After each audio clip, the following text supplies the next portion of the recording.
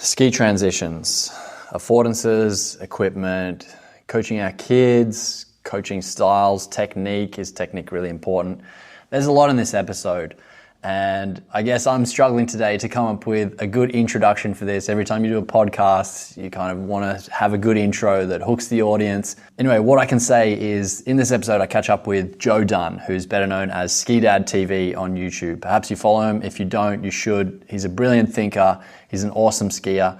And Joe and I got to catch up in Australia at my home resort, Thredbo, and do some skiing for half a day. We had some really cool conversations on the chairlift. Sometimes they were rants, which is, good to get your opinions out there and have someone listen to you, talk about maybe something that's different from what other people say. And we wished that we'd recorded the podcast right there and then on the chairlift, but we were having too much fun skiing. So this is that conversation that covers things like the transition, equipment, experiments that Joe's done, coaching our kids, coaching in general, like covering the ecological approach, constraints-based learning, some advice there, some things we've learned, mistakes we've made, things we've found useful.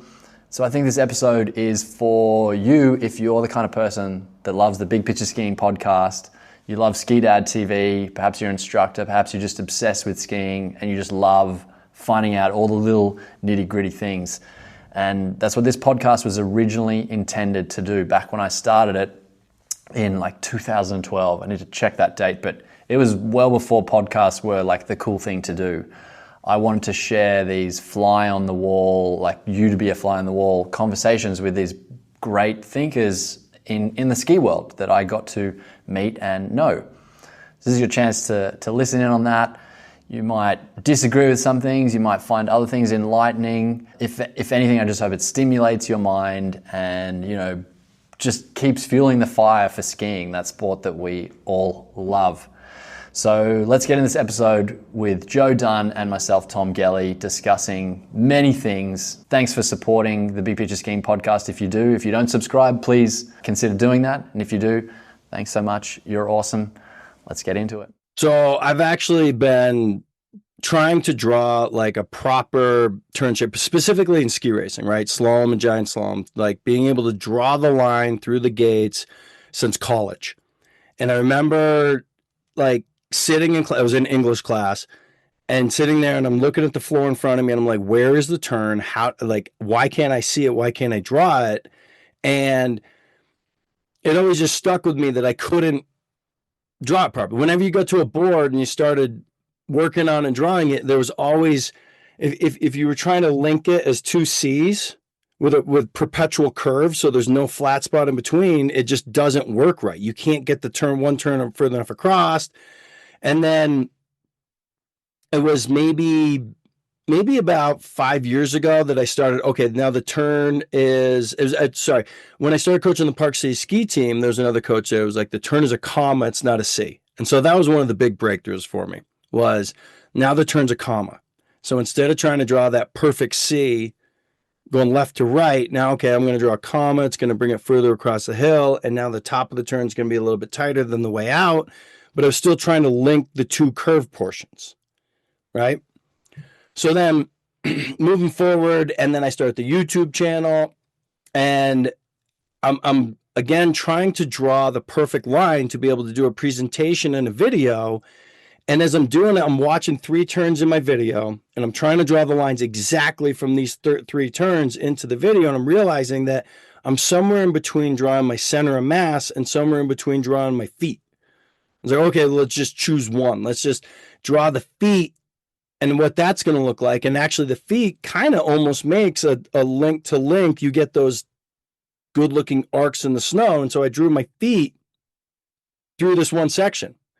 And then I erased the diagram and I tried drawing my hips, my center of mass going through the same 3 turn sequence, and realized that it's 2 completely different shapes.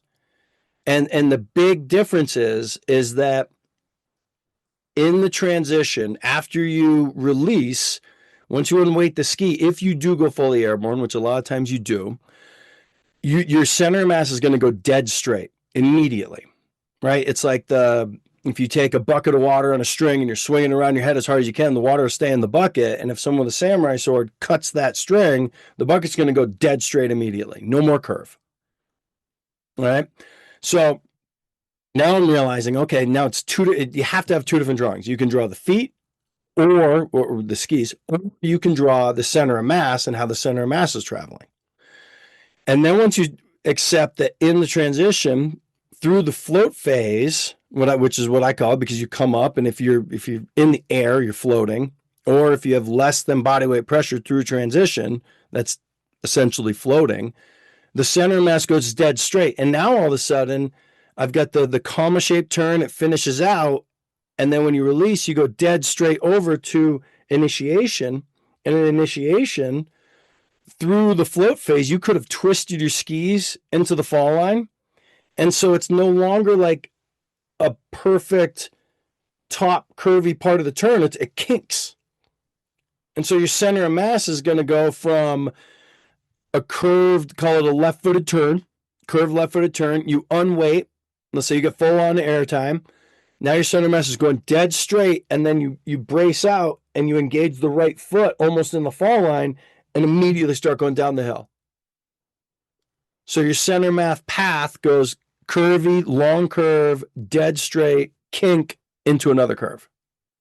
So I want to ask now, okay, we've got two questions. One, what do you think have been the issues you've seen with people when they don't conceptualize this in the right way, or they think it's sort of too curvy and they don't have this straight path? And I think a lot of people that have maybe studied skiing realize they've all seen the center of mass path and it's inside of where the feet are and there's the outer arc, right? But what you're saying goes a little deeper than that. So one, what is the problems there? And then two, like why should you really care about getting it right?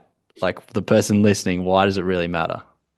Well, so okay, the issue that you see the most that I think this kind of, I don't know if it solves it, but it's a good insight, is in ski racing, it's kids diving in too early. Right? So as soon as they release, they're thinking curve to curve. Yeah. And so as soon as they release, they start diving their body in because they're thinking they're in the top half of the arc already. Meanwhile, what they really need to be focused on is that now they're going to go dead. You travel across the hill in the straight path. You're not going down, right? You've finished your turn. Now you're traveling across the hill. And, in ski racing, you hear people talking about elevation all the time. You got to stay up. You got to keep elevation. Well, if you were to just keep that lateral momentum or that straight line going straight across and accept that you are going straight across and then just brace into the new turn, you're going to end up having elevation. So I think when you're trying to curve in, or if every diagram you've ever seen is curve to curve, as soon as you're on weight, you're like, oh, this is where I start curving down the hill.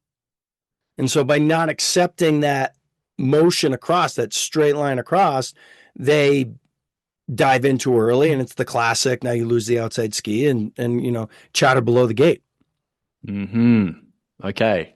So there's your reasoning why it's important they maybe perhaps understand this differently. Have you thought about, like, what about if we never drew diagrams? Would that be even better? Or do you think it is valuable to have these kind of models and sort of simple diagrams?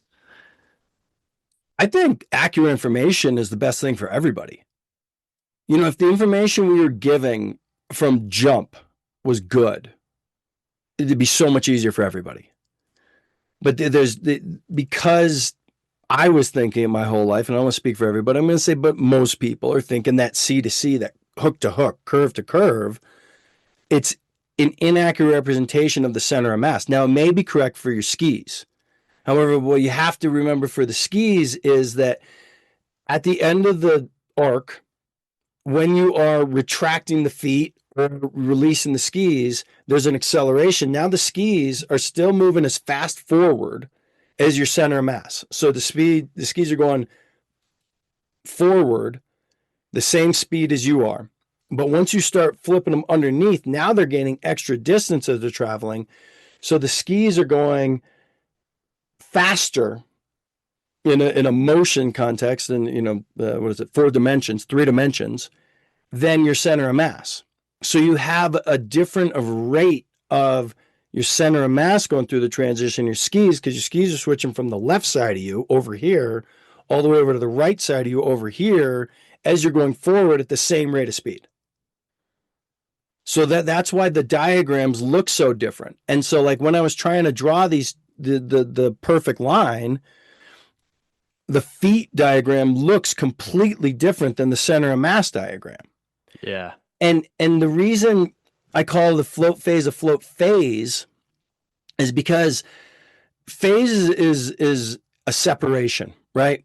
Water, ice, water, vapor. It's a separation. There's a line in between the two. They're the same thing. Yep. Okay, but they're two versions of the thing. And if you put your hand in water, it feels like water. If you put your hand on ice, it feels like ice. If you put your hand, wave it around in the air, it feels like air. So when you're turning and you're in the arc, you've got G forces on you, right? Centripetals. You're under centripetal forces.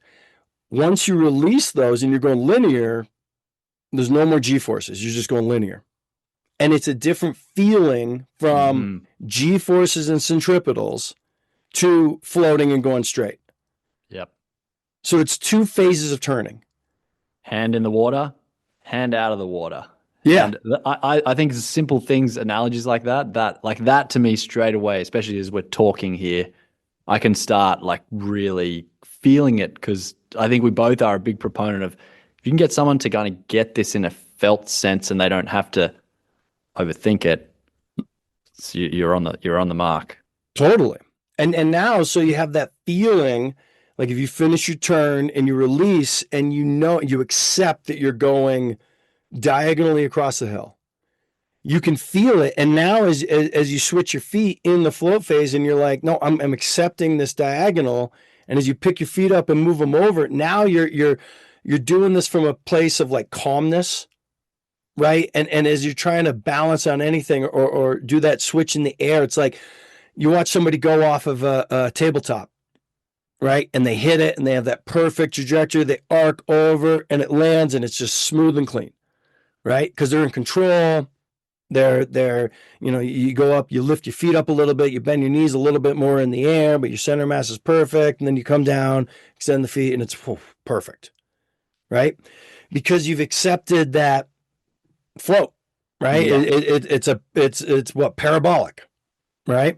Mm-hmm. So when you accept that it's going to happen, and then it's the right thing to happen as you're traveling across, that you're going to be floating. And now you can be, okay, now I'm going to, just like going off that tabletop, you jump calmly, maneuver, land, engage a new ski, and you're gone. And repeat. So have you, like this season, I saw you in Australia. Would you say this is one of the float phase and kind of focusing there? Is it one of the things you've really been focused on, paying attention to, trying to figure out how to help people with that? Yeah, I mean, I'll definitely talk about it with people who are at the right level. I don't think like starting off a lot of lessons with like, all right, we're going to jump in between the turns is going to like propel people all the way. But I ran into this when I was coaching 6 years ago. And I didn't have an awareness at the time, because honestly, 6 years ago, I did not know that you went straight in between the turns. I mean, this realization to me was something that came last year, and I thought it was like the biggest thing that I had ever thought of or even like conceptualized, and haven't seen it anywhere in any of the manuals. I haven't seen it in the, ski racing, PSIA, none of it. I was like, oh, here we go. And everyone just looked at it like, yeah, who cares? No big deal. I'm like, guys, like, I think this is a big deal. But when I was coaching, we had this athlete on our team, TJ.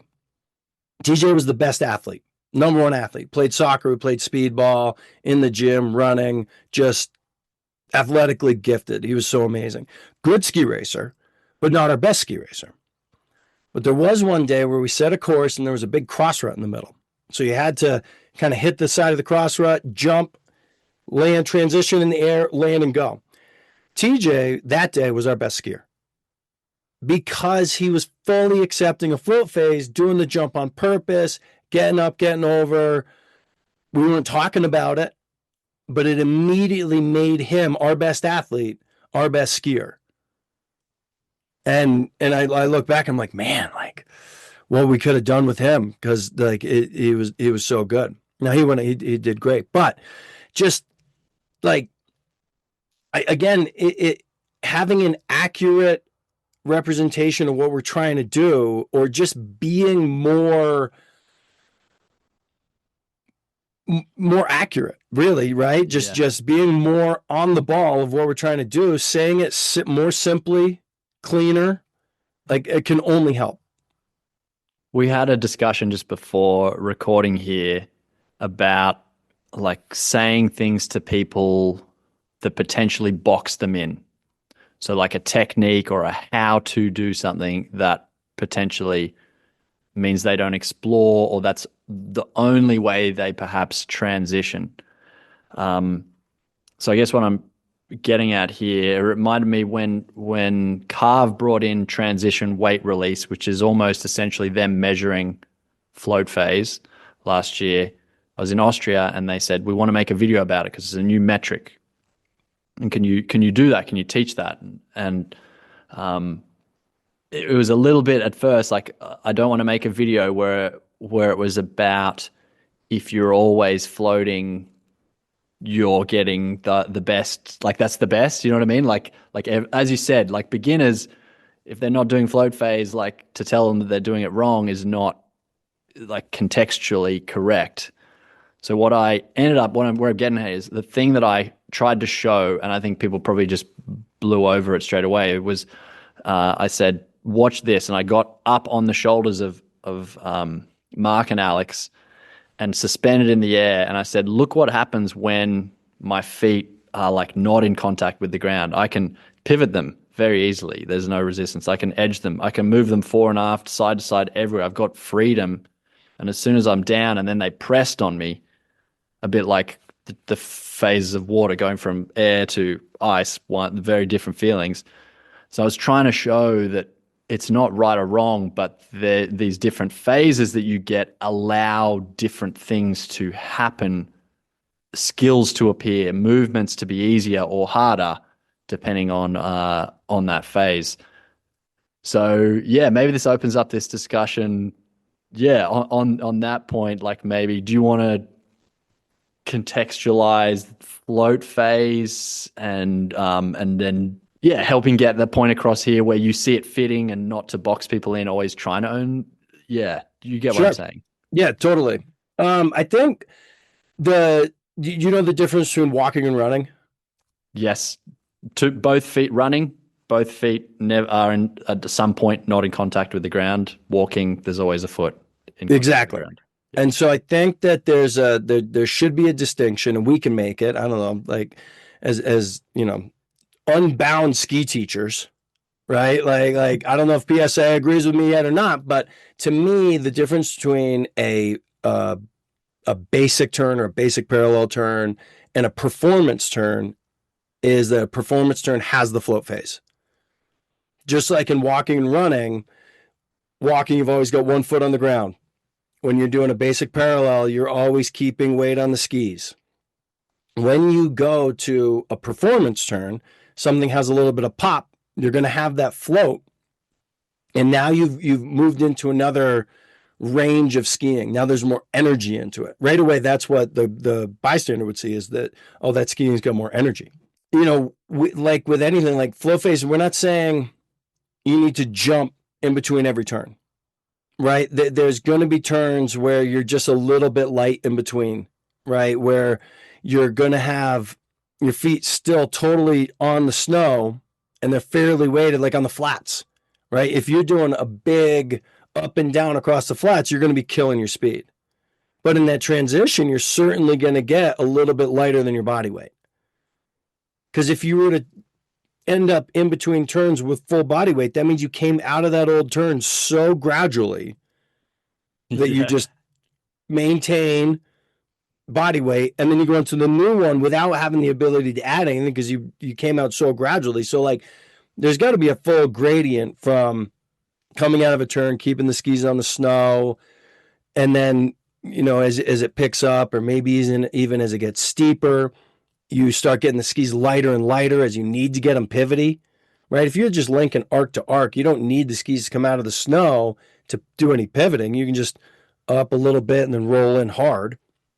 Mm-hmm. Or as it gets really difficult, or as you get off piste, or you're skiing something really, really steep and you need a lot of pivot, then you're going to actually get up in the air, kind of use the rebound from the old turn, get the skis up in the air, do the pivoting, do whatever maneuvering you want to do, and land on a ski at a new trajectory. And maybe there's sometimes like, when we were free skiing in Australia, we were doing a lot of doubling of those moguls because it opens up the field in front of you. No longer do you have to ski kind of just a cruddy mogul field from one mogul to the other. You're not zipper lining. You can just pop one, and if you're comfortable, just like that guy on the tabletop, just pop up, float it over, land on the backside exactly where you want to land into that next turn, and just moving. And this is like the freedom of skiing. Mm-hmm. There is no like, this float looks like this, or this turn is going to look like this, and you need to twist the skis this much, and you want to rotate the ski at a focal point 3 inches in front of the toe piece of the binding. That's the perfect spot to pivot the ski. No, you can't. Anything that we're teaching or talking about, you can't take as a full-on ultimatum. This is the only way to do it. It can never be like that. There's always going to be a gradient. That's right. Yeah, I think that's one of the main points, I think, why we wanted to get on here. And maybe it's a little bit of a rant, but I remember bringing up this topic about like a must have in a turn. People are always like, you have to be balanced on your like a good turn, you're balanced on the outside ski early in the turn. Like a statement like that, I would just repel so strongly against that because it's not a must. Like for a turn to come around, then anyone who's a one-legged skier, and I put that in this video, like now suddenly he shouldn't be turning or she shouldn't be turning because they have just one leg, and so then doesn't work. And what about snowboarders? They're on pretty similar equipment. They don't have an outside and an inside snowboard. So it's like not a fundamental thing that must be there. And I guess that's what we're bringing up.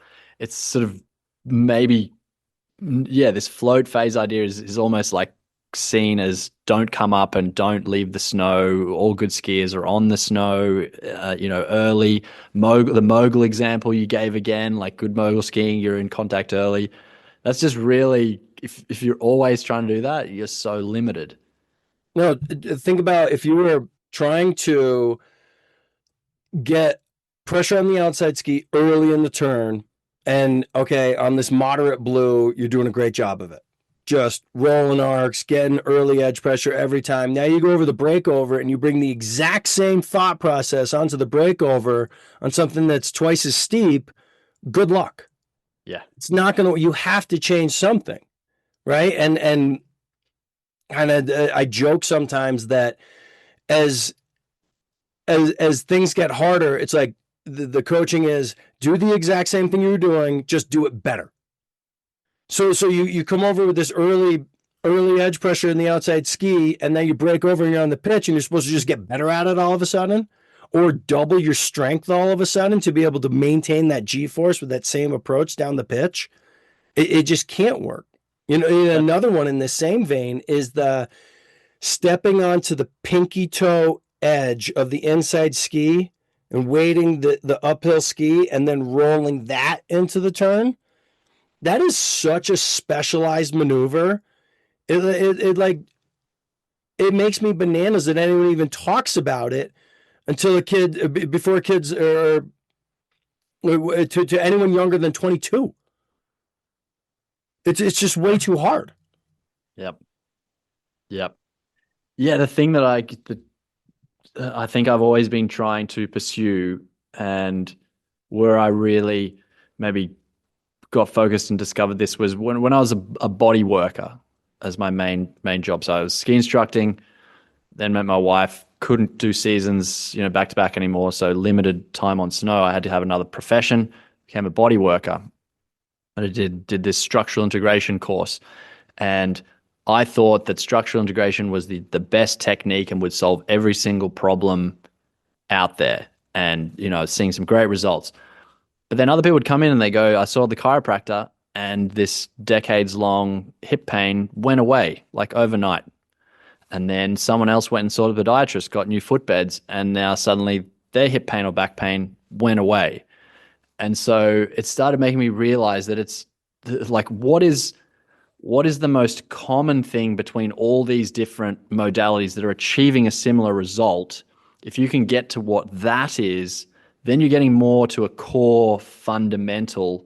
And that's a really important thing to teach, not the everyone needs a foot footer, everyone needs a chiropractor, everyone needs a structural integrator. It's not that. It's what's behind all that that's the more important thing. And I guess that's what we're kind of getting at here. And unfortunately out there, when you develop a system to teach something, you almost have to, like, I know it must be hard. You have to choose and be like, this is how we do it in this country and in this association. And you kind of put words to it. And for our short term, you are doing this and this. And instead of them maybe being concepts, they sometimes end up being these pressure the big toe edge before the fall line, angulate, blah, blah, this and that, corridor of this width. Instead of a concept, they give you a parameter. Yeah. And end up boxing everybody in. And this is where Phil Smith's snow displacement for speed control philosophy is, as far as I'm concerned, it's the only philosophy. I mean, I had my base skiing philosophy, which I think for ski racing is a philosophy too. Like, my whole thing for base skiing was, in ski racing, you need clean completions. There's no other statement below that. Yep. And if you have a kid that you got a group of kids and day one of the season, you go, what's the goal? And every kid goes, clean completions. And then the next year they go on to a new coach and the coach goes, what's the goal? And the kids go, clean completions. And you've got a philosophy. Yeah. And that program is just going to cruise. Kids know what the goal is. They know what they're trying to do. They go up with a question. Hey, coach, what do I do here? And the coach goes, well, you need a clean completion right there below that gate. So what can you do to get that clean completion? The kid goes, okay, I know what I got to do. Right? And because it's a philosophical approach, not a kid comes up, hey, coach, what do I got to do? Well, you got to move on to the new outside ski as early as you can. You got to bring a little bit of shape. You got to get the inside knee going. You drive the inside hand, all these things, all these parameters. Meanwhile, like, just that philosophy or just that concept. No, you got to be clean right there. You know what it feels like to have a clean outside ski, and you have to have it right there. So what do you need to do now to get that to happen? And the kid's like looking inside going, oh, now I can figure that out because they're conceptually being taught. Yeah. I think this maybe is a good time to go into this affordances idea that I know that you've also looked into. So do you want to explain your version of what you understand this word affordances to be in context of maybe skiing? And well, I was introduced to affordances by you, so thank you. The affordances is for us, or the useful affordances for us, is looking at the snow texture or feeling, after that first run, what does the snow feel like? And then right away, like, I know that after, 20, maybe even 30 years now of skiing pretty close to 100 days a year for my whole life, I've got a lot of experience on different snow textures. And so I go out, feel the snow, and like, oh, this feels like it used to feel this day, and this is what works, and this is how I'm going to go about it. And the affordances are, powder snow. Well, it's going to hold you back. It's going to be fluffy. Everything's going to be easy. You just do a lot of jumping side to side. It's going to work great. Bulletproof ice. Okay, well, I'm going to have to stand on my outside ski exclusively, and the balance point is going to shrink to almost nothing. So the the affordances or our experience as skiers gives us the opportunity to go out and perform well on it right away. And when we're coaching or teaching somebody, to right away just point out what's going on in the snow. And then to share that experience with somebody can get them caught up. And what I found is when the snow's bad, and admitting to your student or athlete that the snow's bad, they're just like, oh, thank God. Like, Yeah. because they've been trying to fake it so hard. Or maybe I made great turns, right? I'm ski instructor. I've got mid-fat skis. They're tuned great. And right away, I'm just making great turns. And the student or whatever is like, oh, I'm struggling. And I come back around and go, man, this snow is tough. And they're like, oh, thank goodness. Like, thank you for admitting that because I'm struggling. And then, okay, well, then let's figure out here's what I know that works when it's like this. And this is how I can help you just by helping you understand and be okay with the snow not being perfect. Mm-hmm. I think what I've found useful with this idea of affordances, and I'll explain affordances explain how you can interact with the environment. So what does the environment afford you to do is maybe an explanation. So that then helps us make a better decision. And so powder snow to you and I, like straight away, we're like, that affords me to send it faster and bigger. I can jump off stuff and not hurt myself maybe as easily. It affords me to take a straighter turn shape. I don't have to change my turn shape. I don't have to whatever do it there. But then to other people, the interesting about affordances is it's not the same for everybody. Like up until this year, Archie, every time we hit powder, he sees it as this sucks because I can't do what I've usually been doing. It trips me over. It's heavy. It's hard. I'm not used to it. And so he sees it completely different to everyone else. And everyone sees it differently. And it comes from this ecological approach to coaching where the way we learn, and even animals, is through our interaction with the environment. And so when you coach someone, you're trying to guide them into your experience, Joe, my experience of like all the different types of snow, of what this snow can afford you to do. Oh, you didn't realize you can go, you don't have to turn as much in powder, Archie. You can go straight, like just straight line this bit. Yeah, I don't like it. Yeah, exactly. Look how fun that is. Oh, and then you go back onto ice, straight line this, and suddenly that does not afford me the same kind of things.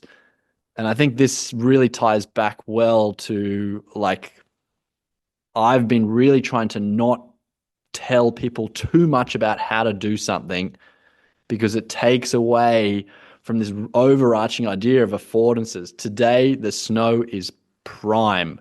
We are not going to do basic parallel turns. We are going to go fast.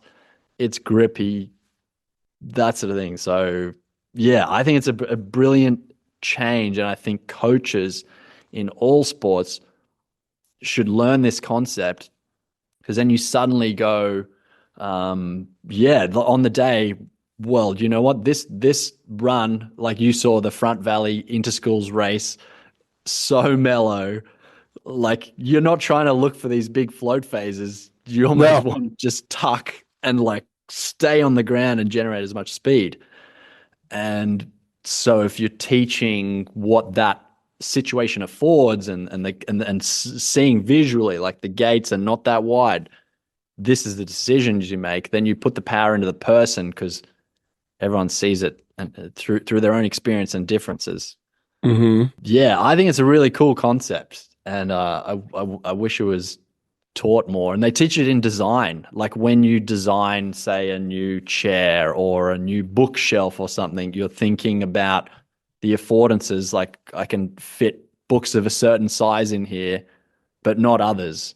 And it's got a see-through back, so it affords you to put it somewhere that has a nice back wall, but one that has a really bad one is not a great place to put it. So it's just a cool concept. So yeah, are there some affordances you found you were trying to help your athletes discover and notice of late?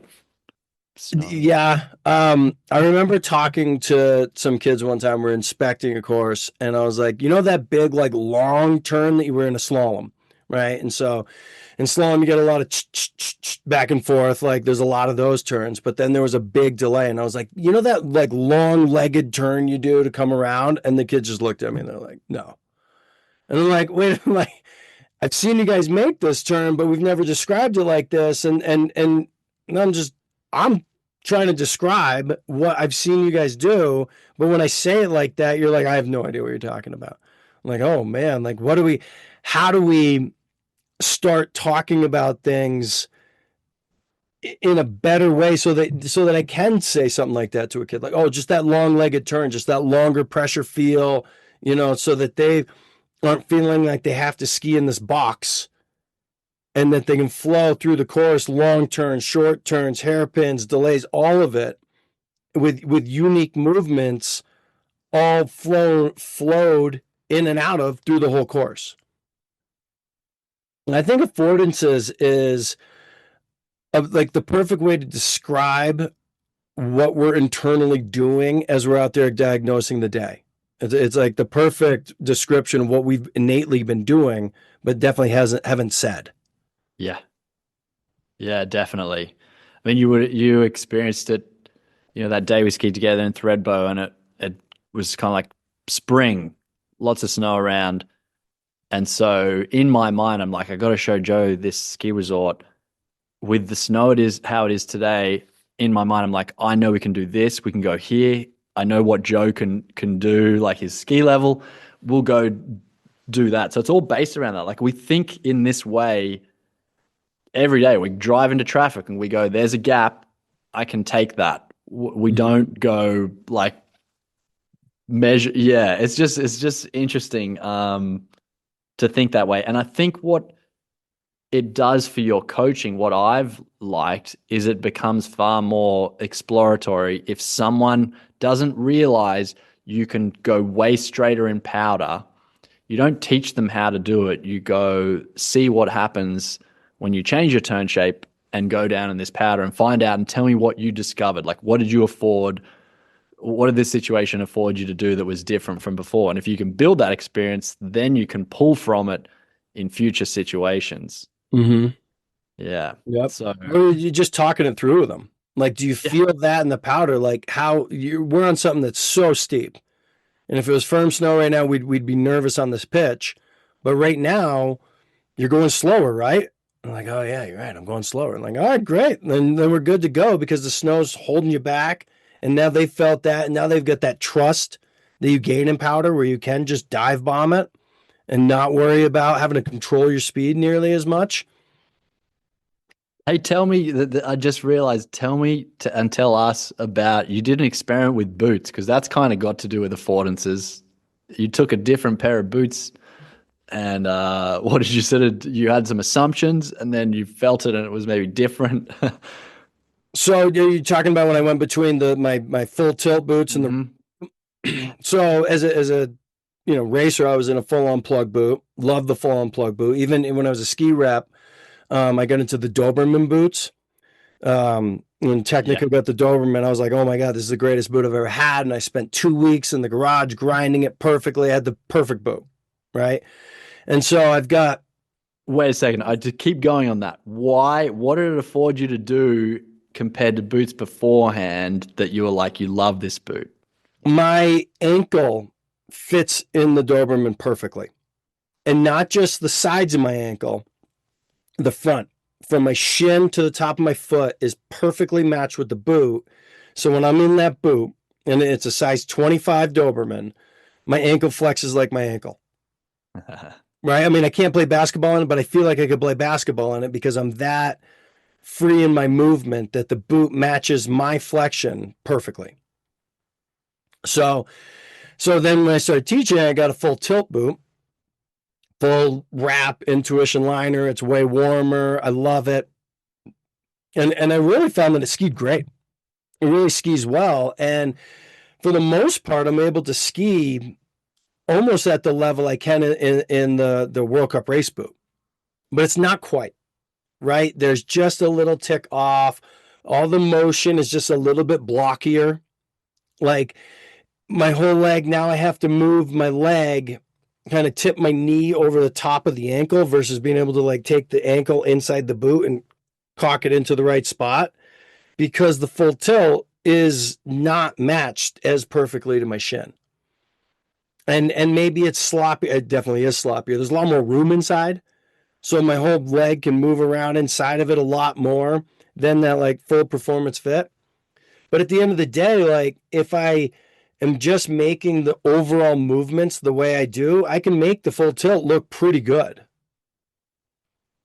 What situation did you find you went, I'm not taking this full tilt out because I can't do this, or it doesn't feel maybe as comfortable? Well, Is it psychologically anytime comfortable to send it? it's just like the if the full tilt gets me to 90%, it's that last 10% that I want. Mm-hmm. And so I could pretty much do any day and enjoy it in the full tilt. But if I want to like really have a day that's for me, I'm definitely taking the race boot. Mm-hmm. Because I want that like top level. I want to have that that quick twitch, whatever it is, that immediate responsiveness of the boot. And I'll tell you a spot that's kind of surprising is when I'm skiing powder. I want my race boot. Oh yeah. In the full tilt, I have to like cock my ankle and like hold my ankle into a flex position. And if I don't actually hold, it feels like I'm having to push the heel into the back of the boot at all times to keep my shin forward on it. And in the race boot, it's just automatically there. Because if I do extend my ankle, the backwards, right, pushing the heel up towards the top of the boot, mm-hmm. if I do that in the full tilt, it'll go. Yeah. There's room there. But if I do that in the race boot, it's just stuck and it won't go there. So I don't have to worry about that feeling of losing contact with the front of the boot or losing that connection. Almost doing like a bit of a wheelie coming out and like, yeah, whoa. Yeah. And then that's where it gets dangerous. Like the only time I'm worried about losing a ligament is basically in that when you wheelie out like that backwards twist. Yeah. And so in the race boot, it holds me in, but in the full tilt, I've got to hold myself into that position of safety, keeping my ankle cocked the whole time. Yeah. Okay. What about skis? Do you like, I think we're all on this affordances idea. You're waking up or you're judging the last few days of skiing and you're going, this is the ski I'm taking out because it affords me to be able to do X, Y, and Z, which is what I want to do today based on the conditions. And I would take out the other one because it's better in this and this. Like, what did you end up liking skiing in Australia? I had a 88 underfoot Blizzard Anomaly and a 176, which was perfect for those conditions. Like spring conditions, about 88 underfoot's perfect. You can do, all the shorts turns you want. But in the morning when it was icy and crusty, I was still good to go. Yeah. Did you find too that there's a little bit less space in general? So like the 176 is good. You didn't need to go super long because there's not many places you can really go full tilt. Yeah, I would have made, 30% less turns in every situation had I been on, like, one of my favorite carving skis is an 88 underfoot, 187 length Blizzard Brahma. So way longer, but like makes super sick turns, but you need a big Deer Valley wide open groomer for that ski to do what you want it to do. Mm-hmm. So, I mean, I have a ridiculous number of skis, the 20 plus, and then I'll rotate through and try and use each of them on the right day, right? Like ultra firm, I'm taking out a stiffer, narrower ski. The softer, the wider I get. But I'm also willing to fully go on a carving day on a 94 underfoot twin tip. Mm-hmm. Now, non-ice carving day. Sure. Like Western corduroy. Yeah. Okay. Grippy. Yeah, where the ski's sinking in a little bit. Yeah. Nice. So did you enjoy your Aussie trip? I loved it. I thought the skiing was very cool. Like I really struggled when I got back to describe it to people accurately because all they wanted to hear was, "Oh, you went to Australia. That was the most amazing vacation I've ever had. It was so awesome." And so I'm like, okay, well, the terrain is cool. It's techy, it's interesting, super fun, very playful, extremely playful. You're like popping everywhere, a lot of airtime. Really, I really enjoy that. The the the snow condition though, like a lot of mush. Yeah, There was a lot of mush. a lot of mush. And so and the mountains they're fun and they're cool, but without perfect snow, I don't know, they're not, I don't know, the length of the runs and everything. It's not it's not what Utah is, that's for sure. Hmm. Can you see, do you think you would say that you understand why maybe like ice ski, like did it give you an inkling to, oh, I see why people ski a certain way or have a style like this or choose to do it that way because of what constraints the kind of snow we get and the environment, like the terrain is like? Did that come across? You know, I didn't think of it at the time, but now that you're bringing it up, I also over last summer got a chance to ski with Riley McGlaston. And so getting to ski with the two of you who I've watched on YouTube for years, getting to ski with each of you, first of all, it was like amazing because you were both like fun right away. You know, I was like, all right, perfect. We're two peas in a pod. This is going to be great. And we just went out and shredded. But both of you have so much action and precision in your short turns. And like when I was following you and you dip into your short turns, I'd be like, all right, like I'm going to try and just, and I couldn't match like your hit at the bottom. I couldn't match it. I couldn't match it with the accuracy. But I think with now I'm thinking about it, Riley's got that same move. Like that dynamic short turn that he does is just like so phenomenal. It's with that mushy snow, you can go in and get it because it's actually kind of soft, Hmm. right? And so you're working on that good, hard, aggressive move in a mush kind of soft snow situation where you can figure out how to hit it perfectly every time. Where if you were trying to learn that technique on firm snow on ice, good luck. You're chattering all day until you find it, and you're probably never going to find it. Yeah, so But you just give maybe, up. Yeah, yeah, that's right. Yeah, yeah. It's because I wasn't fishing for that. I was just interested in because I think that I remember what's his name? Sasha Rierick saying, like, pointing out when he gets people at the top, like coming to the US ski team, like the guys from the East have this set of skills and they're good at this, but then they hit this kind of terrain and they're no good. And the West Coast is the same. So that environment is shaping the kind of skiing you end up doing a lot more of, or figuring out, again, back to these affordances, what the terrain, what the snow actually allows you to do with it, really dictates what you can do.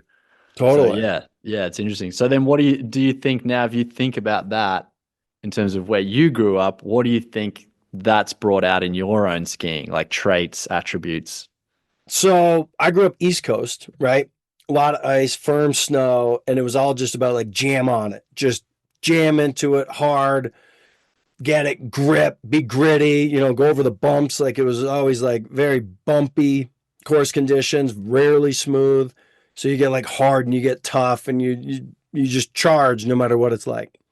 And now I live in the West and it's just smooth and flowy. And you look at the Western skiers and they're all just smooth and flowy and their body is just, you know, like water coming down the mountain, right? And I think for me when I came to the West, I was able to finally feel the turn better. Where in the East it was just jam on it, get it over there, jam on it, get it over there. And then in the West, I was able to stand and really lengthen my arc and feel the balance inside of the ski and hang out in arcs. And really for the first time ever touch my hip to the snow. I never did it until I was through with my ski racing career. And I was skiing a groomer on a powder day on powder skis and I could touch my hip to the snow because finally there was more platform and more just flat terrain in front of me that I could just hang out and balance in the turn on. Yeah, it's kind of cool when you think about that. I'm just thinking of the listener and them going, I'm trying to get better at this. I'm trying to figure out that. Have they considered like where they are, the environment, the snow, that sort of stuff, the skis they're on, have they checked all those things off? Because like you said, you could have been out there being coaching this sort of stuff. You came to the West, suddenly you started doing it because of the affordances there. So should somebody at a Midwestern resort just accept that they're doing that Midwestern resort's turns and try and get the best at those? Yeah. Right? Yeah. Like that's what Buck Hill affords you. So get good at that. Yep. Yep. And Yeah. enjoy it, because Yeah. And look for a trip if you want to mix it up. Like go probably one of the best things you can do is don't go get maybe advice straight away. Go somewhere, like go out east. I remember going to Quebec, and it's pretty like it was different sort of ice to the ice we get in Australia, and you know what I mean? Like it's just different. It's like I definitely can feel well, they how get that frozen snow ice. yeah. It's not blue ice. It's not frozen No. water. No. It's snow that's so hard. Yeah. Oh yeah. And I can see if I just spent more time there, I'm just going to get good at that. I'm going to figure it out. And that's much better than trying to put more pressure on my outside ski, back out in the conditions I've got. Like just go to these places where the conditions and the affordances there force it out of you. Yeah. You Yeah. you're probably better off trying to ski like your local legend than you are trying to ski like the guy that lives 3,000 miles away that you're idolizing. Yeah. Right? Like Ted skis like Ted because he's skiing here in Utah. Yeah. And it's different for every region around. I mean, even Odermatt skis so much different, probably from the Swiss snow that he grew up on. Yeah. Yeah. Exactly. Hey, so I was wondering one other thing. Did you do any more experiments at the end of last North American winter? Because I know you've done experiments with binding heel elevation, toe elevation. So maybe actually, can you quickly summarize? I'll put a link in the description for people to go check out their video because I think it's a really interesting one. But yeah, what would you say now after reflection and maybe like testing some other people out on it? You've learned from changing toe and heel height under the binding. So what I found was the more heel lift or the more ramped forward I was, the easier I got to the tip of the ski. And I always thought it was backwards. I always thought the more you gas pedaled, the more lift you put under your toe, that when you pushed your shin in with all that lift under your toe, that you were going to be able to leverage the tip more. But it just wasn't the case. Like what it was if my knee started off closer to the tip of the ski, right? So the heel was lifted up and I got my knee closer to the tip of the ski. As soon as I drove my knee, the tip just bit up and it felt like the tip of the ski was coming at my knee. Uh-huh. And so I was just ripping the tip of it. So it was actually what I had thought was counterintuitive. I thought the more you raised the toe, the further forward you would get. Yep. The more you raised the heel and ramped forward, it got you more forward. Right? Like the more, once I was fully heel lifted, as soon as I engaged, that tip came up and I was just biting the tip of the ski, no big deal. How's that? Because I'm just visualizing, especially with, I would say it's important. That makes a lot of sense. It's important to note you ski with quite a decent, like you can tip it over really well. Like you are cranking the edge angles.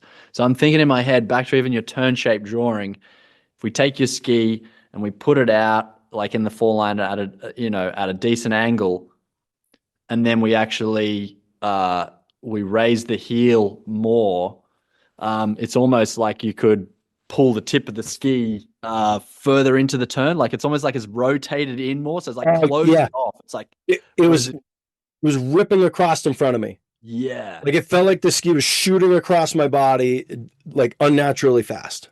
Because I think it has effects in like several planes because it's affecting your fore and aft because you're playing with edging and it's over there. It's actually pointing the ski like across your, like you're saying, the knee across your line of travel even sooner. Okay. So, and then you went to the other end, you gas pedal, lifted the toe. Yep. And basically what I found was that it just got a little bit better, and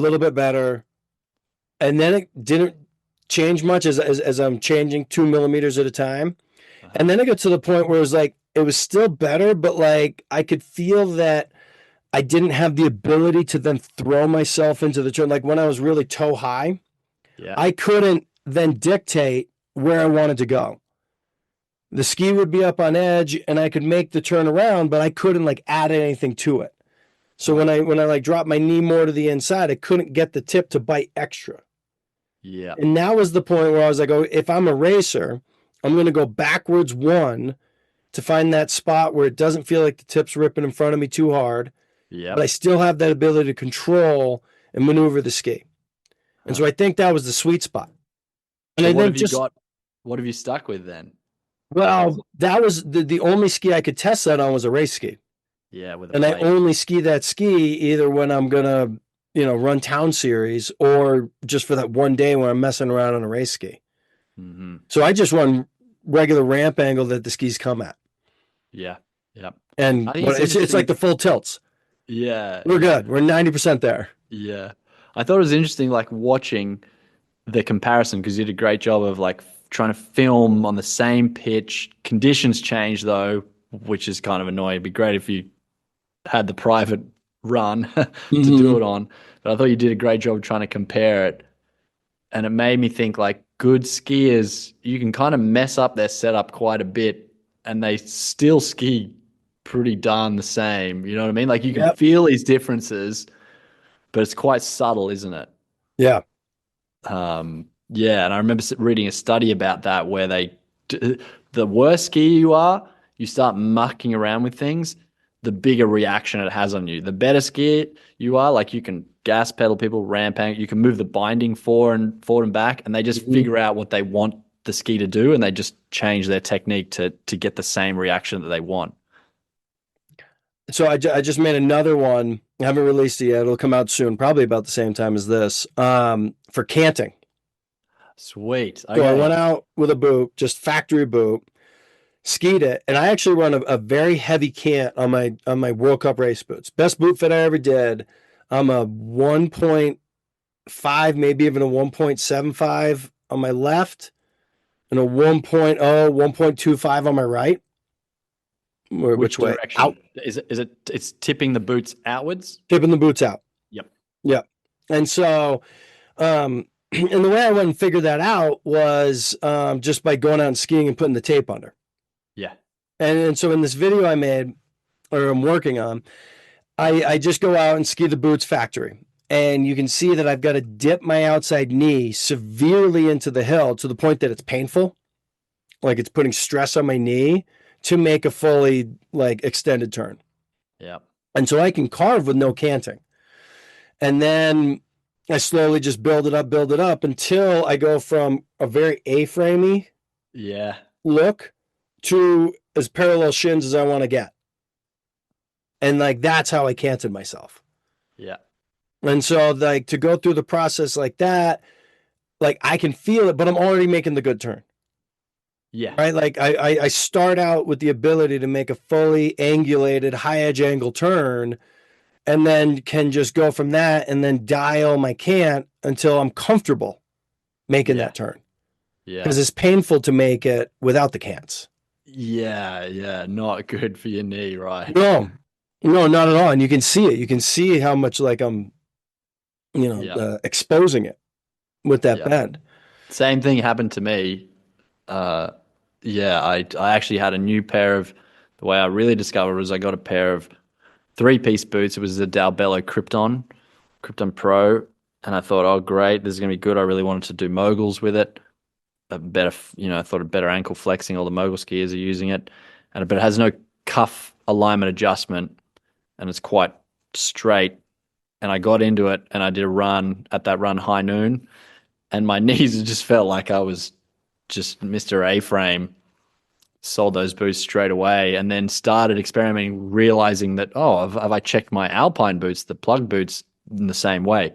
Same thing. Got some coins, like our Australian 5 cent coin, 10 cent coin, dollar, like thicker, the different degrees until I suddenly realized that I'd been skiing for quite a few years, just a little bit handicapped. Like my knees were working a little too hard. Like I said, you can still do it, but yeah, great process to go through. So in that video, will you, I hope it encourages some people to, well, I suppose it's up to them. Risk is on them. How do you approach that bit? So when I was young, real young, I had my dad's buddy called Uncle Luger. He knew about canting. And so he plumb bobbed me right when I first started racing, plumb bobbed me, canted my boots right from the sole, shaved the sole of the boot, put lifters on the boot, make me wear cat tracks, sent me out. And so basically for my whole ski racing career, I was just centered. And so I needed cants the whole time. So you basically didn't you grew up canted, aligned right from the Yeah. get-go. From probably 8 years old, I was canted the whole way. Wow, that's lucky. Yeah, super lucky. So lucky. Yeah, wow. Mm-hmm. And So so then like I'm a big proponent of cants. I think that especially in especially if you're not the perfect body, right? Mhm. Like I don't know what podcast I was listening to, but they were talking, there's this Austrian boot fitter who said that basically every national team athlete for all the European countries needs zero canting because anatomically they're right. And when you have all your best athletes going into a pool to join the race club, you're going to get the ones that are aligned right. You never needed to cant because the kid who needed a 1.75 on their left foot just Was didn't ski skidding as out. good. Yeah, yeah, yeah. Just wasn't as good. And so like, whatever, see you later. Yeah. But if you're just anyone else, if you're in America and you want to be a good ski racer, or even if you're a European and want to be a good ski racer, right away to go in, get the plumb bob, just center mass of the knee, put the dot, you dangle the string and you have the plumb bob go about half a centimeter to the inside of the seam on the toe of the boot, mark it, cut it in the boot, send them out Mm. to like a total beginner, right? And just get them, because that would be quote unquote centered for canting. For most boot Yep. fitters, it's not actually plumb bob to the dead center of the boot, Yeah. right? It's about that half centimeter to the inside. Set them up, cut it into the boot, go figure out skiing. Have you checked your boys? No, I probably should. I know Archie has his mother's leg shape, not mine. I've got quite like bowed tibias, and so I Mm-hmm. think that's part of the reason why I don't get that contact with the inner part of the shell, and so my knee keeps going until it finds it. But he's got much straighter, so I think he's actually fine, even to the point he might need it the other way to help him like get the knee in a little bit. But yeah, I Mm-hmm. think I'm going to keep an eye on that as well. Hey, on kids, I'm actually making a video at the moment because Archie's about to turn 8, and he had a really great ski season. I would say like this is the season he's fallen in love with skiing. It's kind of like as me, is like, oh, thank God, as an obsessed ski Mm-hmm. dad. Would you say there's anything your boys have kind of taught you, like some lessons or anything that you're grateful for that you maybe overlooked or took for granted? Maybe it's with equipment, maybe it's with, time and patience. I don't know, anything there. I was actually overly patient with Bryce. So Bryce is 8, and we've been mostly skiing with as a family, right? Dylan's 6. Definitely Dylan's. I was really, really good about not overtraining either boy from day one. Like I've never been the dad to be like, oh, we're gonna go ski diamonds. And when other kids are like, we skied the double diamond here and went to Jackson Hole and skied double diamonds there. And I'm like, I don't know, we're skiing like blues and stuff. And like just I've been really, really good about that. But this last winter, Bryce was like, Dad, I want to go ski some steep stuff. And then we went and skied some of the steep stuff, went up to the top of Bald Mountain in Deer Valley and skied Tycoon and skied Wizard, and he was into it. I was like, oh, okay, like you're ready for this. Here we go. And then like that got him jacked up.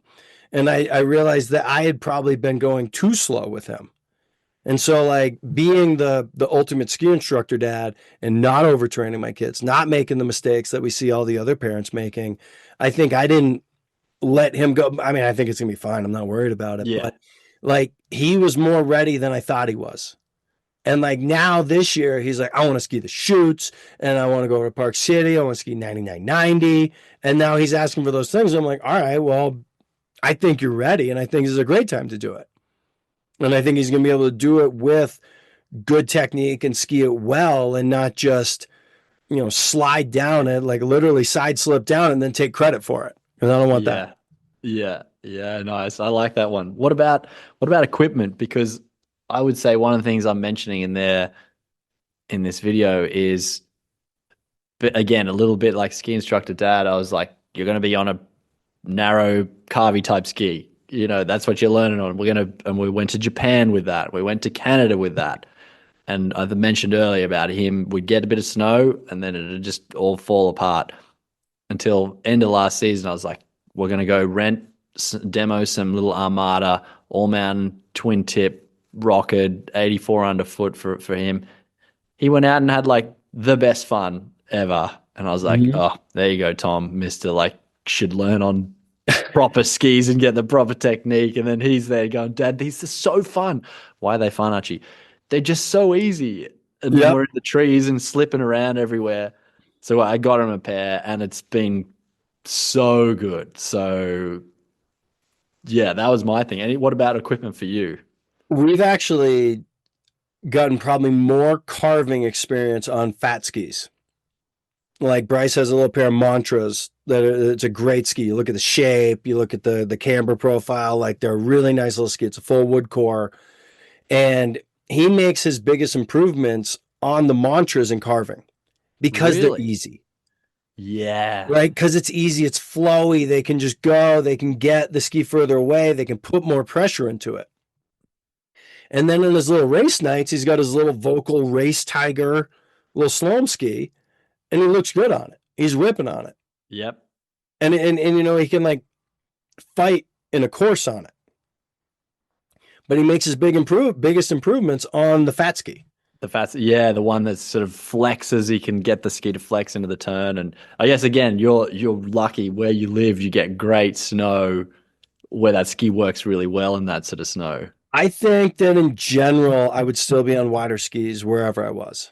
Hmm. Even in Australia, like in the spring kind of Oh conditions, like yeah, that wider ski. And I think there's a change of spring conditions specifically. You go from using your edges to control your turn to using your bases to control the turn. Talking about carving, right? Like yeah, if the ski dips in or sinks all the way into the snow, you're just riding the platform of it. yep, So now you're not just trying to hold on to that edge grip, which is just like, it's a point, right? Like, and yeah, now the inside of your knee is controlling that one point that is your edge, to now you can kind of settle your muscles into the middle of your leg, and you're going down, you're pushing through the middle of your foot because the middle of the ski is what you're balancing on because it's sunk down in the snow and you're actually riding the snow. So I think like getting the wider ski gives you a bigger platform underneath, makes it easier, and then you can just it's less about gripping and holding on that edge and more about just standing on the ski and the flex of the ski and balancing on the whole thing. nice. Yeah, I would. Yeah, totally agree. And I think I should have. Again, I think it's been fine. It's not a wrong or right decision. A bit like you and the terrain thing, but it was just a really good thing to learn. I think everyone you really should have a quiver because it's Absolutely. you really should. Don't get an all mountain ski that does what you think is everything. Start building a quiver. You don't have to start skiing with it, but build a quiver. Yep. And for kids too, this has been part of my philosophy from day one with kids is even from jump, I've had multiple skis that each kid skis. And I'm not buying all new. I mean, we're lucky enough. We got a really good ski grandpa, right? Like my dad's all in. It's awesome. Yep. But I go to ski swaps and I go to the Goodwill store. And if I see, I'm on KSL all the time, the local Craigslist ad. And if I see a ski that has like a good looking shape, is the right length, I scoop it up. So Yep. I got 3 pairs of skis that I paid $25 for, and I got 1 pair of skis that my dad bought that was new. And we rotate through all of them.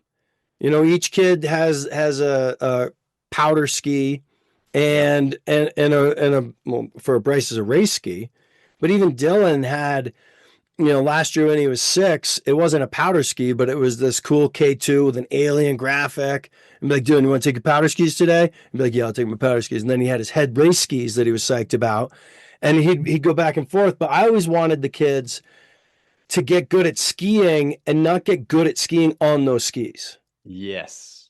And so just by mixing it up under their feet, or, swapping skis, take the older brother's skis, put them on the younger brother, and you gotta be safe about it, right? Too short of a ski can get a kid hurt.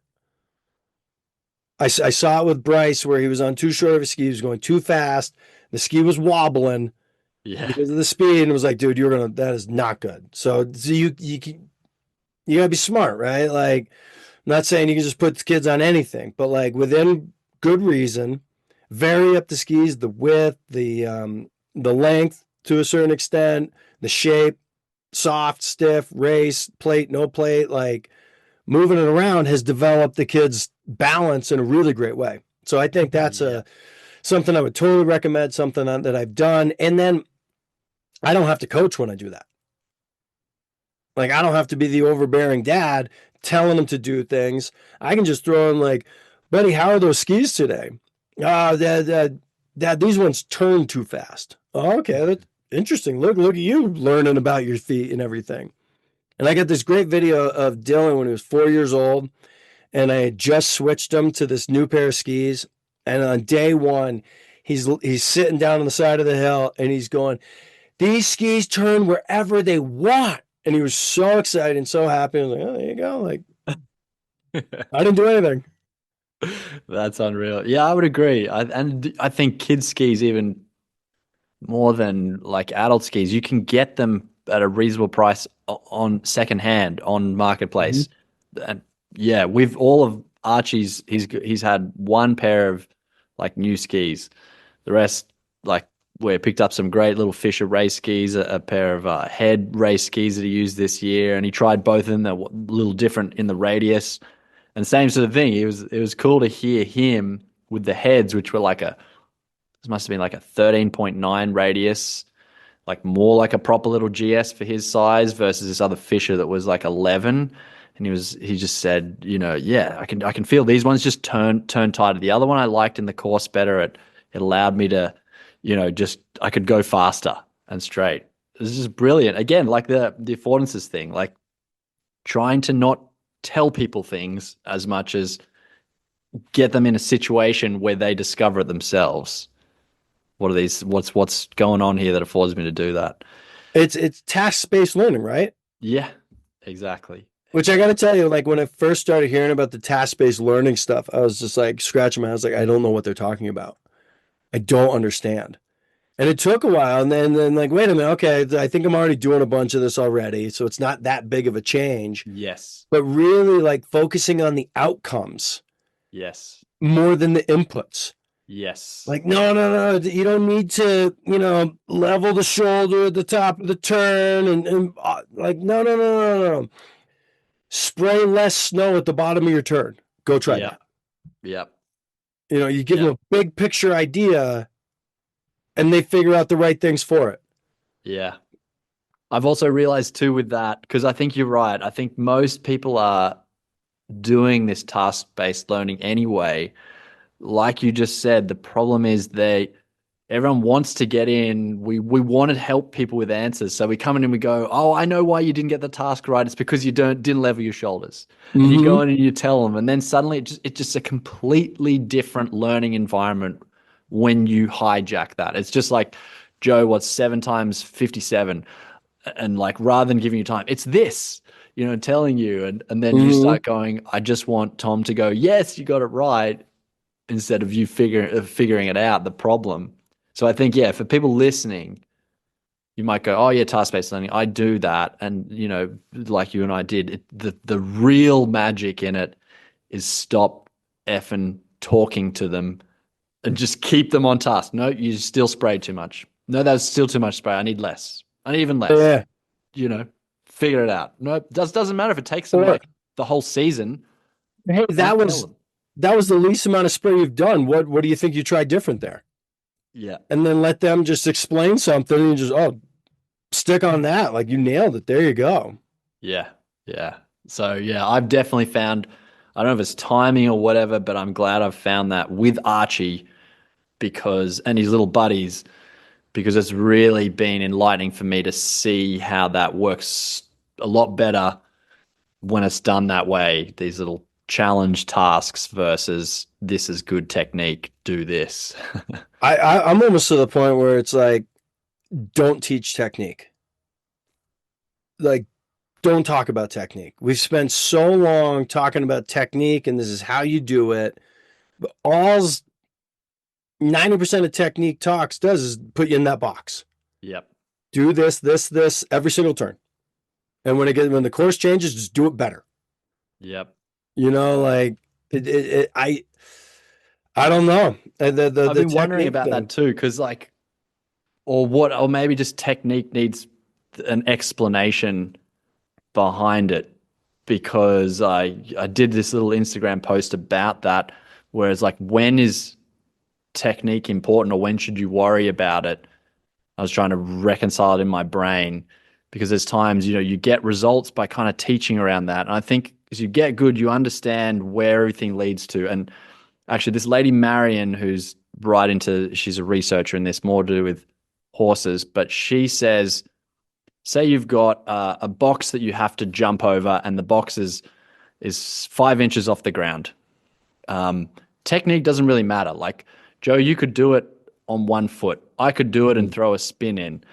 You could do it with your eyes closed. Like, there's not really a technique. But once we put that box up to like our eyebrow level, it's like, get on top of that box. The amount of solutions basically comes down because you and I are both human. There's not many different solutions to it. And so that's where I guess you discover this technique. But I think in getting there, you don't teach that. You try and look for like, what are the missing skills that lead you to be able to get there. Yeah, Like, that's the difference. you're right. You're right. I just watched a video of a punter, NFL punter, from his college days to his pro days, and it was this, motivational thing. Uh-huh. But in the beginning, he's just doing a kick through like we would do. Yep. And then by the end, when he's an NFL punter, when he finishes every kick, his toe is pointed from his whole leg, the knee, everything is perfectly flat. It's above his head. The toe is pointed perfectly in the air, and it's just leg extension through the kick is just 10x what it was when he was just kicking the ball 45 yards. But now to get it to the 60 yards or whatever it is, his technique is now precise and sharp and amazing. Hmm. And Yes. so, I think you're right. When you're getting towards the head of the spear, You just don't have many solutions. Like, you need that's technique. why, there's not that big of a difference between all the World Cup races on salt. And there's subtle differences because of the different body shapes and what they've learned. But right at the top, it's just not, you can't come through and do it very different because it's just not going to work with the physiological body you've got on the snow and the equipment. So yeah, I've been trying to reconcile that as well because I was like heavy into like, don't tell anyone anything, just tasks and environment, and just go Yeah, figure it out yeah. and we'll all be happy and great and like, Oh, yeah, yeah. We'll be like make your snowboarders. coffee and you go and do it. Hmm. But I'm starting to realize like the technique part really helps. But I think back to that point, you've just, everyone just wants to be the one responsible for giving the information. Joe, I told you how to do that turn. Don't get in that way. Just realize if you know that they're just level shoulders are not happening or whatever it is, figure out a task and a way to constrain them that they come up with it. So you can kind of be guided by the technique, but then figure out the skill thing, like a bigger box, like a box Hmm. that's made out of a different material, to force some learning in there. There's also the times too when a technique tip is going to work right away. Right? When someone's just Right. missing something that's truly fundamental, but you're already out in the environment, you're trying to ski, you're trying to do whatever you're doing, right? You're not doing a drill. Yeah. Right. If you're just, but you're seeing it that every turn their hand goes literally all the way above their head, and you can be like, don't let your hand go above your head. And like, boom, right away. Like Yeah. I don't think you still got to pick the low hanging fruit. Definitely. Yes, that's Right. right. And there's still tons of moments like, if somebody's struggling with an A-frame real bad and you're like, look down at their shins and you have them go side to side and you're like, do you feel that when they're parallel? Go try that. Yep. And they can work right away. Like Yep. anything that you can just, if you can, I always like, if I can just tell you directly what to do and you can do it right away, then great, let's do that. And I think that was Yep. my big hang up early on when I was hearing about task-based learning stuff is I was always thinking, wait a minute, but like I just keep having success just telling people the right thing. Exactly. It keeps Yes. working. However, it's not a big picture concept, Yes. right? Like, I yeah, think, keep yeah, those I think I nuggets was, coming. yeah, yeah. I think I was just thinking, like, why does that sometimes work? Like, just keep your shins more parallel. Oh my God, that's so much better. Like, great tip. And you've told them how to do it, and they're getting the result. I think it's almost like their skill probably was at a point like where it's all pretty easy. They've They're got the not challenged. balance. Right. They're just this little refinement thing. So within Mhm. there, perhaps, I'm just talking off the top of my head here, but just thinking like, why do those moments really work? And then so that one hits. Now you've just broken through. It's like, great, level three, like on carve, kind of thing. Done. Boom. You're into the Yeah. next tier. Now suddenly what shows up is these skills of like you always pressure at this point of the turn and you don't ever vary it. I can't tell you to like pressure later. I need to give you like this task of how you learn to vary it and what situations happen. So perhaps that's it. Perhaps you've just kind of you're already at the level. It's just this little subtle thing. Yeah. Once you break through and you're into big newer ground, it becomes more a task is going to be far more important than the technique fix. I don't know. Yeah. Your And thoughts? maybe like trying to get someone to the next step via technique doesn't make sense. Like if you go to the easiest, cleanest example would be like the wedge Christie, Yep. right? You got someone from the wedge. You could explain all day what parallel is going to be like, how to do it, come in, slide the tails of the skis, and then they're going to like slide the tails of the skis. Like, what are you talking about? Like, Yeah. I go like this and I clench my butt and I Yeah. turn down the hill and I stay in this wedge and I'm psyched. And it's like, for the wedge Christie, you just, all right, now it's start, thumper turning in or stepping the ski in. You're telling them just do this step thing. You're not Yep. telling them parallel. You don't even That's mention, right. you might, I mean, with an adult, you'd be like, well, the goal is we're going for parallel. See what those guys are doing? That's parallel. Now we're going to just kind of step you through in this environment with this like Yeah. progression that makes sense, getting them to feel the bottom of the turn, whatever. But like you can't technique them up to parallel. Yeah, that's right. You That's got to right. go through the steps. Yeah. Yeah. And yeah, I would say what I've learned, because it's been a bit of a journey, this whole ecological approach, task-based or constraints-based learning approach. You hear it, it sounds all great because there's all this research behind it. It's like it's far It's the only superior. one that's got the science behind it. Yeah, yeah, exactly. Outperforms telling you how to do something. So you're like, I'm in, I'm going to do Mm-hmm. this. But I would say in this 2 year kind of period, I think you just have to really embrace it and try these things out because it definitely takes some time to get artful and skillful at delivering the information, setting up the environment. Yeah, knowing when exactly, like it's just make your shins more parallel, roll your inside knee, and that's the thing you should use versus trying to be really creative and create some weird environment that doesn't Yeah, form. Um, I'll try a technique thing first.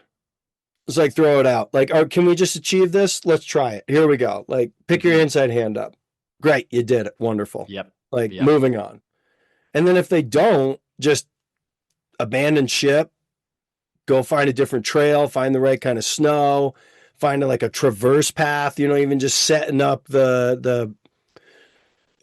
I don't do a lot of drills, but just find a spot where you can do a big traverse, get that one, and we're trying to get more pressure on your outside ski. We'll stand in your outside skis, you go across the hill, boom, do you feel that? Great, now we can move on. yep. And but maybe at the start of the lesson you're seeing somebody who's still posted up on the inside ski, and you're like, hey, try and get more pressure on the outside ski. Might work, might not. Okay, Yeah. whatever. Let's move. Let's figure out how to do it the other way now. Yeah. Versus Yeah. 9 new descriptions of outside ski pressure. Yes. Yep. Yep. Yeah, I remember the last memorable example I can think of this season. I had a group, and at the end of this day, I just realized they had no idea about really using their poles. Like pole planning was just, they were all so different. Some weren't doing it at all. And, in the APSI, you're taught like the pole plant progression. So in the back of my mind, I have this step by step thing I could teach, and this is how you do it. And I said, I'm not going to do it that way. How could I do it different? So I said to everyone, hey, we're going to work on pole planning. The first thing I want to do is you're all going to give me your poles. And all I want you to tell me down this run is what you feel you're missing out on when I've taken them away. Go. So I went down. What did you feel different? And then some people were like, oh, I've, less stability. I sometimes use it to give me a bit of balance on the inside. I felt it was help with timing. And then so I was like, but I also felt freedom. Like without it, I felt more fluid and not blocky and da da da. It's like, great. And so they figured out like what things it gives you, what does it afford you, what it doesn't, that sort of stuff. And then we just built this progression on that. Like now try pole planting at this time. Pole plant really heavy. Pole plant super light. Do it with your whole arm, do it with just your wrist. And so it was through that rather than this is the correct pole plant technique. Even though in my mind I knew where we kind of wanted to get to, it was Mm-hmm. through that process that it was really fun to do. Um, Doing that. So yeah, And probably, yeah, more actually fun for the people taking the lesson too. yeah. And not a drill progression, ski down, stop, critique. Like, Am I doing it right, Tom? yeah, yeah, Like, yeah. totally. So then Well, I could have had 300 people. As long as they could have heard me, I could have told them all the same thing at the top. And I'll meet you in 5 minutes down here, and and then you can have a think about it. And then here's your next thing. You can't. I remember Sasha Rurik saying, I said, why did you go down the road of ecological learning and constraints based learning? He's like, because I wasn't just working one on one. I was back with juniors again, and I had to have this framework that would work with all the coaches and with large groups. And I didn't have time to be given feedback all the time. I had the task had to be given the feedback. So I thought that was a great answer. It's like, that's awesome if you can do 300 people versus needing to be with that one person and this discussion and oh yeah and telling them this and am I doing it right, Tom? Oh yeah, change that. That's just not very effective. on the pole plant thing, do you know the difference between a GS pole plant and a slalom pole plant? No. So in a Well, slalom pole plant, it's at the completion of the turn. okay. And a GS pole plant leads you into the turn. Okay. So if you were to draw a slalom turn and a GS turn and just expand the slalom turn to the size of the GS turns, the pole plant would be on the slalom turn at your completion point where you finish the turn and before the weight transition, and a GS pole plant is going to be on your way into the turn. Uh-huh. And who said that that's that? It was a coach that I had when I was like 14, 15, and he said it. And right away, we all just like started doing it. It was like, okay, he's right. And then every video I've ever watched, or every time when I do the two turns, it's there. Uh, And people do it subconsciously. yeah, Like, I get a like, bit like that technique, like options. It's like because of what you're trying to do with the two different turns, you're kind of forced into this technique works better. So yep. the better you get, that's what is the better solution. Mm-hmm. Interesting. So you can watch a World Cup and you can still see it today, even with the like where pole planting is becoming less of a thing. There's still that difference there. Huh. And it's an Yeah. interesting one. Though most people aren't aware of it, but it's there, and you're probably already doing it subconsciously. Hmm. And interesting that you said like even if you're not taught it, it ends up coming out in technique at that like top point, right? So the Mm-hmm. I guess the constraints of the course and the equipment you're on, that's the best solution Yeah. is the time it then. Joe, I don't want to hold you too much longer. I know it's getting late over there. Really appreciated catching up. We sort of wanted to do this because of the similar chairlift chats we were having when you visited me in Threadbow. So yeah, love chatting skiing with you. Any final things you want to mention? You can shout out to some new videos or projects you're working on this winter. No, well, thank you for having me again. I really appreciate it. It was like so fun getting to ski in Australia with you, like getting to just rip around, go fast. We like ski in the same terrain. We have a very similar vision of the mountain. So it was super easy. Like, oh no, we're going here because this is the best carving pitch. Perfect. Let's do it. So it was like awesome to get to ski with somebody who's on the same mindset like that. Um, in my world, I am getting going, making new videos. I have t-shirts now, skidad.shop. So if you want to get some Ski Dad merch, adults, kids, get it there. And just look forward to more videos coming in the future. I got the canting one coming soon. I've got my kind of recap, kind of analysis of the Phil Smith interview that you did, which to me still is one of the most mind-blowing episodes I've ever heard. And really, like, I was so psyched to finally hear somebody with a philosophy, a real philosophy, a simple approach to skiing that like I'm psyched to take with me. But like, thank you for finding Phil. Thank you for putting that out. And yeah, looking forward to a good winter. I don't think people. Do you want to say? Do you know? People don't realize you can ski with Joe. Oh yeah, I'm a full-time ski instructor at Deer Valley. You can email me at dunn83@gmail.com, DUNN83@gmail.com. If I've got available dates, come on out. We can ski together for sure.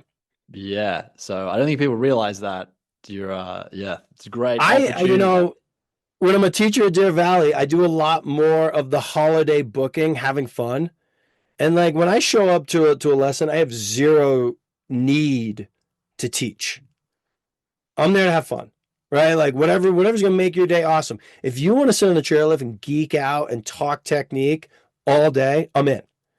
But if you just want to go and like bang around and find all the best powder, find the best snow and the best lines, totally in.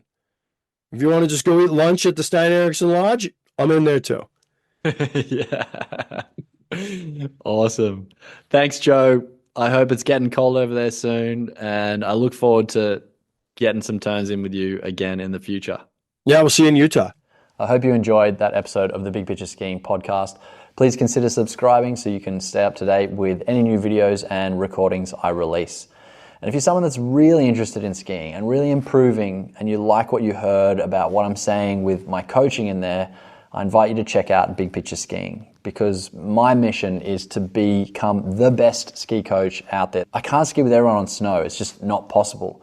So my mission is to be the best video content coach out there, online methods. Podcast listeners can take 25% off using the code PODCAST. So that's my gift to you. There's a 7-day free trial so you can see if it's there for you. If it's not, no harm felt here. But yeah, that's my promise to you. I'm trying to become the best coach out there, and I love helping people improve. So anyway, thanks for watching this latest episode, and I'm out of here. See you on the next one.